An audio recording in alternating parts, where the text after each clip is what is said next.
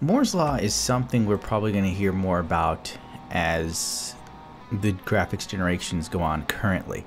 Zill and I used to talk about it a few years back, once in a blue moon, while talking about graphics cards. Son of a bitch.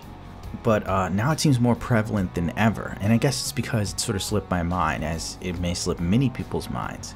And Moore's Law boils down to, if you Google it, refers to the observation made by an Intel founder, Gordon Moore, in 1965. He noted that a number of transistors per square inch on integrated circuits had to double every year since their invention. Moore's Law predicts that this trend will continue into the foreseeable future. It's also stated that we'd probably hit the wall around 2017. People theorized, "Oh, Kitty, if you don't stop it, I'll punch you in your taint." From articles that you can find on PC Gamer and OC3D, Nvidia is fast approaching the technological wall of their GPU designs, whereas they will no longer be able to shove a shitload of transistors into a GPU die to increase the performance at the same rate customers have grown accustomed to in recent years. And I think that's something to note, because remember, with the 900 series and how far the 10 series seemed to jump from the 9 series, and honestly, we're all expecting that. I know I am. I'm expecting the Nvidia GTX 2070 to perform as well as a 1080 Ti, and I think many people are expecting that from Volta. Simply put, Moore's Law slows down the number of transistors per die, no longer at historical rates. The solution to this problem could lie in switching to a multi-chip module GPU design. Researchers from Nvidia and Arizona State University, the University of Texas, and the Barcelona Supercomputing Center have published a paper outlining the benefits of a multi-chip module. Specifically, we propose partitioning GPUs into easily manufacturable basic GPU modules, GPMs, and integrating them on package using high bandwidth and power efficient signaling technologies, Nvidia says. Without either switching to a multi-chip module design or coming up with an alternative solution, Nvidia warns that the performance curve of single monolithic GPUs as currently constructed will ultimately plateau. Beyond the technological challenge of cramming more transistors into a smaller space, there is also the cost of construction, both in terms of technological research and reduced die yields. Whether or not an MCM design is ultimately the answer, Nvidia thinks that it is at least worth exploring. One thing that Nvidia mentions in this paper is that it's difficult to scale a GPU workload on multiple GPUs, even if they scale well on a single GPU. This is due to the multiple unsolved challenges related to the work partitioning load balancing and data scaling across the slow onboard interconnector network.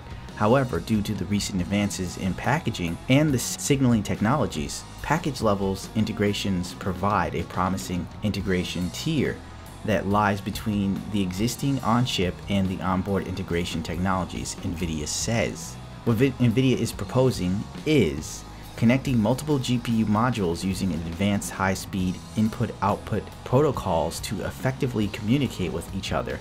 This would allow for less complex and presumably cheaper GPU modules compared to the monolithic design. It is a sort of strength in numbers approach, kind of like fire ants in the jungles of, I think it's the rainforest. Yeah, the rainforest, where like all those little fire ants, and they just come up on a workload. We'll pretend the workload is a big ass fucking tarantula, and then they just swarm the motherfucker and take it to pieces and chop it into little bits and take it back to the hive. That's gonna be your gaming experience now if this is successful. The other ironic thing, well, I guess the good thing is if it works, then we can still see amazing sort of jumps in graphical capabilities from each generation of cards, like we saw from Maxwell to Pascal and beyond. It'll also be cheaper, so there'll be better yields and so on and so forth. But it's Nvidia we're talking about. Even if this does work, if it does, I hope it does, because otherwise we're going to hit a plateau pretty soon. Then things won't really get shaken up until someone comes up with a new technology. So if this works for Nvidia and AMD, because AMD is kind of like the ones who pioneered it, and now we're talking about it because Nvidia is, for some reason, I don't fucking know why we're not talking about AMD with it, because I guess Volta is really on the horizon and Nvidia's off probably another 2 years or some shit. Even if this works out, so on and so forth, odds are Nvidia probably still charge a premium motherfucking price. I could see it. They could be pumping these out for cheaper and still charge us a dick in the nut. Anyway, Nvidia's in-house team of researchers used a simulator to evaluate their design. What they did was build 2 virtual GPUs, each with 256 gene processors, SMs, whatever you want to call them. One was based on the current monolithic design and the other was on the MCM design.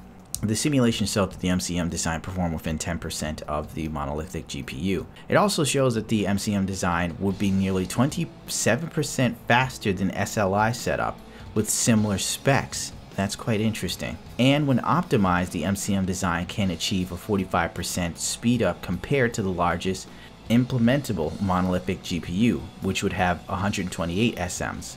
Much of this is hypothetical, not just in the simulation, but also the examples used as a 256 SM chip just isn't possible at the moment. I believe, was it? Yeah, okay. I knew it was something like that, like a huge difference. Nvidia lists this as unbuildable, the 256 SM's chip. To put everything in perspective, the 1080 Ti supports 28 SMs, so 256. It remains to be seen what Nvidia will do for the next couple of generations, though the move to the MCM GPU seems almost inevitable. The question is which company will get there first. It is believed that AMD's Navi GPU architecture off in the distance could utilize MCM GPU designs as well.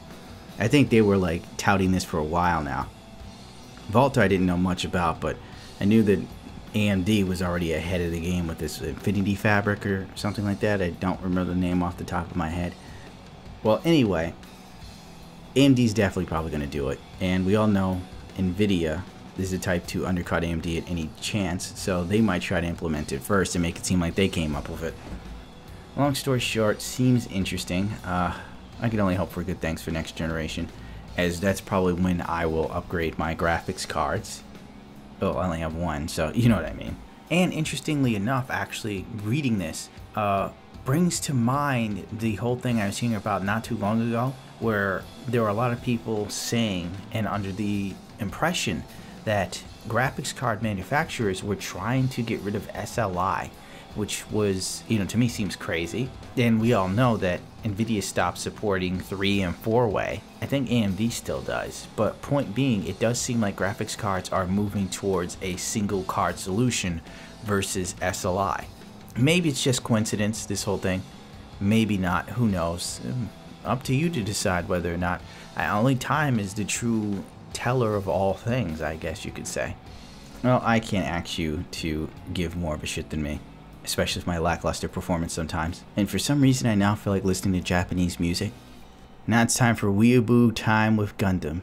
Kumendai kesaate go no ame wo naisame uyasu noro mo itai mo irocho te kokenai.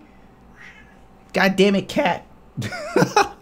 You're like, oh god, he's singing Japanese again. Just stop the video.